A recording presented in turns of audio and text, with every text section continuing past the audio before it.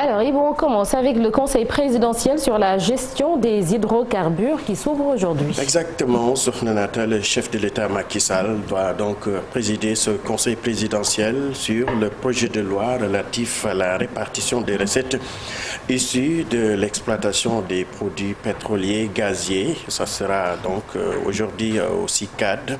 Annonce au communiqué du ministère du Budget et des Finances sont conviés donc l'opposition, la société civile ainsi que les acteurs des hydrocarbures. Les conclusions de la concertation nationale sur la gestion des revenus futurs du pétrole et du gaz tenue donc à juin 2018 ont servi de base de travail à l'élaboration du projet de loi, souligne le même communiqué.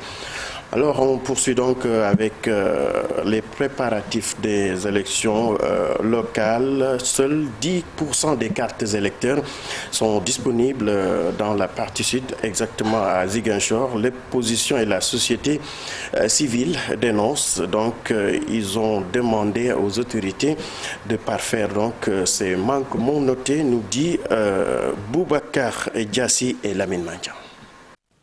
Lors des inscriptions sur les listes électorales, Ziguinchor a eu un nombre d'inscrits de 4668. Aujourd'hui, avec le démarrage de la distribution des cartes électeurs, un premier lot de 195 cartes avait été acheminé à Ziguinchor. Ensuite, un deuxième lot de 294 cartes électeurs ont été reçues.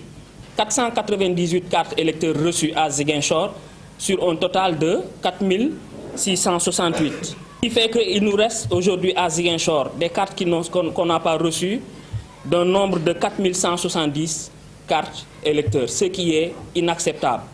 Et nous pouvons aisément penser que ceci est une stratégie qui a été mûrement réfléchie par le gouvernement, notamment par Macky Sall et son ministre de l'Intérieur, afin d'affaiblir l'opposition à Ziguinchor à l'occasion des élections locales et départementales à venir. Et on parle d'autre chose. Cheikh Oumar Anne, ministre de l'Enseignement supérieur, a rencontré hier la presse. C'est pour faire allusion donc à la crise notée dans les universités sénégalaises. Le ministre de l'Enseignement supérieur se réjouit de la calmie notée ces derniers jours. Cheikh Oumar Anne annonce même l'organisation d'une session unique à l'université Aline Diop de Bambey, point de départ des revendications.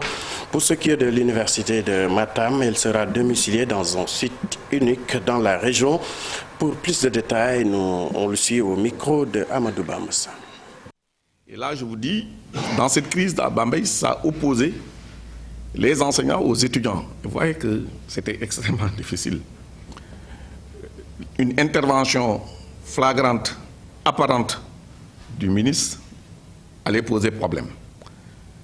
Heureusement que dans la communauté universitaire nationale, il y a eu le SAES, je le dis ici, qui a senti que c'était très compliqué et le SAES a offert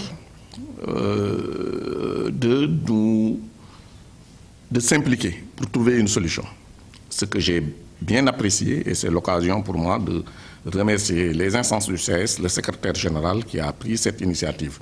Ils se sont déplacés sur les lieux, mais ce que nous avons aujourd'hui, on sait que 2 UFR à Bambey ont décidé de revenir sur l'organisation d'une session unique.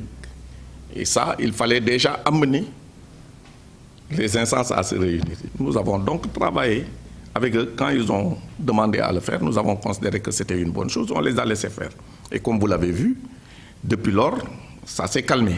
Je précise que l'université de Matam, le débat, il y a eu beaucoup de débats autour de cette question.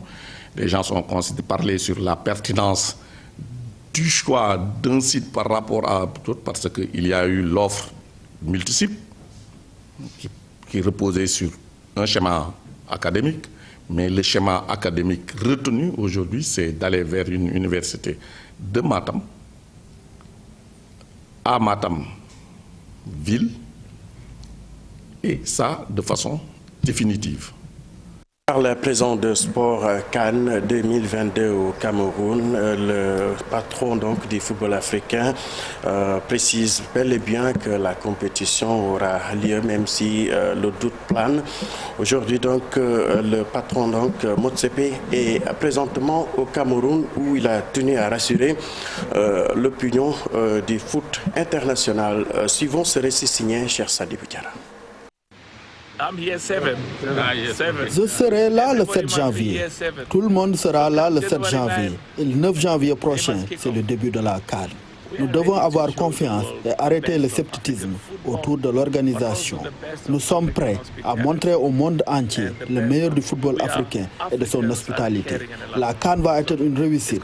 Je suis fier et excité de voir le travail abattu par le comité d'organisation pour permettre la tenue de la compétition dans 2 semaines.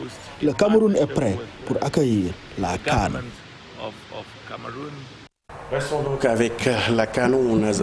On annonce aujourd'hui donc une audience entre le président Paul Biya et Motsepe. Au sortir donc de cette audience, on devrait savoir ce qu'il y en est de l'organisation de la CAN Sohnanata. En tout cas, Samuel Eto'o, lui, ne veut pas entendre parler d'un report. Covid-19, la vie tranchée de Samuel Eto'o, l'actuel président de la FECAFOOT et l'ancien lion indomptable, pense qu'aujourd'hui, il n'est pas envisageable de reporter cette CAN qui a déjà connu le contre-coup d'une réorganisation. On l'écoute au micro de nos confrères de Canal+. Je ne souhaite même pas que ce soit responsable cette façon de faire ou de vouloir faire. La fédération, en tout cas, que je représente, défendra avec la dernière énergie la tenue de cette Coupe d'Afrique. Il n'y a pas d'excuse pour la reporter. Laquelle? Si l'Euro s'est joué alors que nous étions en pleine pandémie, avec des stades plats, comme il n'y a pas eu d'incident et nous avons joué dans plusieurs villes en Europe, pourquoi la Coupe d'Afrique ne se jouerait pas au Cameroun? Donne-moi une seule raison valable. Ou alors on est en train de nous dire que comme on nous a toujours traités, nous sommes les moins que rien, alors nous devons subir. Qu'on nous dise clairement les choses.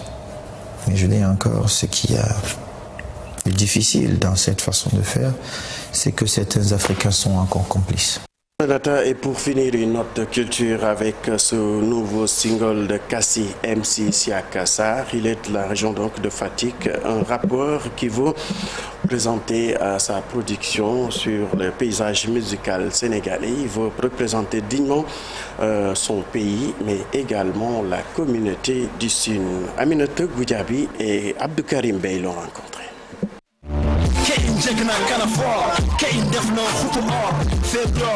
Son attachement à sa culture sérère n'est plus à démontrer dans le Sine. Originaire du village de Félir dans les îles du Saloum, Kassi MC considère la musique et particulièrement le rap comme un moyen de faire la promotion de sa culture. Il vient de sortir un nouveau single dénommé Djokonyal, Merci en sérère. Un morceau chanté en featuring avec Mohamed Faye, un autre artiste fatiguois. Djokonyal, déjà titre bi am na lu muy wax. Djokonyal terme la boo xam ne ci séeréer luy renforcer nit la. Le journal sur l'exploitation du pétrole dans la zone économique commune Mbalo, la coïncidence avec Macky Sall, les menaces de poursuite judiciaire, la contre-offensive d'hier du président Bissau qui dénonce. Le journal ce détournement de deniers publics à la poste n'a dit que plus de 4 milliards et que 2 agents de la poste. Et sur les images, le journal on peut bien voir la beauté du delta du Saloum et la richesse de la culture sérère. Et c'est bien l'effet recherché par l'artiste. Le journal Le Quotidien, violence à l'université, les leçons du docteur Oumadia, on est très mal placé pour donner des leçons aux étudiants. Les conditions de travail catastrophiques sont la cause de la violence dans nos universités. Le journaliste quotidien renchérissement des denrées des premières nécessités à l'heure de la survie, titre Le Confrère, une pilule gérée par des ménages, la Poste. Le journal Tribune, primature et numéro 2 de Macky Sall, il dit en embuscade à l'origine de la déjà plusieurs singles à son actif. Mon album est en gestation. Les thèmes qui seront développés ainsi qu'un retour aux valeurs. Il a su passer sérieusement pour les locales. Relève encore le journal Tribune. La une du journal Vox Populi, direction de la comptabilité publique et du Trésor, 4,6 milliards détournés au Trésor public. La DIC a placé en garde à vue hier les ex-percepteurs de Saint-Louis et de Mbacké. Le journal Libération au sujet du carnage financier au Trésor, plus de 4 milliards 600 détournés, 2 inspecteurs du Trésor placés en garde à vue à la PAC hier. Source-A pour faire de la simple et du souci de participation publique majoritaire avec 52% des actions. L'État châtie. Le journal Les Échos, après la défaite de De Gaulle face à Tapatine, de gros nuages noirs sur le combat Balla-Gaye 2. Merci beaucoup Ibou Diouf, très jolie la cravate. Le journal Le Soleil, Ousmane Diagana, vice-président de la Banque mondiale sur Macky Sall. Et c'est le cas pour Fatou Kinédem également. Tout de suite l'actualité internationale. Sur le gaz, on peut continuer à être optimiste. Le Sénégal est bien sur le chemin du développement. Le journal Record, Pape Ndiaye, soirée défenseur Carleton. Bonjour bonjour à la team matinale. Je ne réponds pas à la provocation. Malheureusement, Christian, toujours égal à lui-même. Bonjour aux téléspectateurs qui nous regardent ce matin. L'actualité internationale Inter-Express, on commence avec la République démocratique du Congo et précisément Lubumbashi. Voilà, où des prisonniers ont été reconnus coupables pour viol, 20 ans de prison et 800 000 francs congolais, soit 332 000 d'amende. C'est le réquisitoire du parquet à l'encontre de 10 prisonniers accusés de viol collectif sur les femmes détenues de la prison de Kassapa à Lubumbashi. Les viols ont eu lieu en septembre 2020 lors d'un soulèvement des prisonniers et leur tentative d'évasion. Rétro 2021 sur la RFM. Les faits mis à leur charge, ils ont plaidé non coupables et demandent leur sur les faits marquants de l'année finissante. J21, le journal des Rétro 2021, c'est à suivre après nos émissions de 12h pour le français et de 13h pour le wolof. Reconnaît un génocide des Hutus en 1972 et 1973. La commission présentait hier lundi son rapport d'étape devant le Parlement du Burundi réuni en congrès. Le rapport, c'est le fruit de plusieurs années d'enquête exclusivement centrée sur ce que les Burundais appelaient jusqu'ici les événements de 72. Environ 900 témoins dont des responsables de ces massacres ont été auditionnés pendant tout ce temps. Il ressort de cette enquête que ce génocide était planifié en amont par le pouvoir du président Michel Mukombero, issu de la minorité Hutu, de la minorité Tutsi plutôt. En Somalie, le Conseil de sécurité des Nations Unies se penche aujourd'hui sur le renouvellement du mandat de la mission de l'Union africaine chargée de combattre les Chebab. Mogadiscio plaide pour son départ d'ici 2023. Beaucoup jugent ce calendrier irréaliste compte tenu des faiblesses des forces armées somaliennes qui bénéficient de l'appui en formation de plusieurs pays étrangers. Et puis nous terminons sur Nata avec l'administration Joe Biden qui n'envisage pas du tout de confiner les États-Unis face à une nouvelle vague hivernale de la pandémie. Une déclaration de la porte-parole de l'exécutif, le discours très attendu de Joe Biden aujourd'hui portera plutôt sur des mesures visant à accroître l'accès au dépistage du Covid-19. C'est tout pour l'actualité hors de chez nous. Merci beaucoup Fatou Kinédem, on en saura davantage un peu plus tard et vous reviendrez aux alentours de 7h pour la version Wolof. Tout de suite, la une des journaux.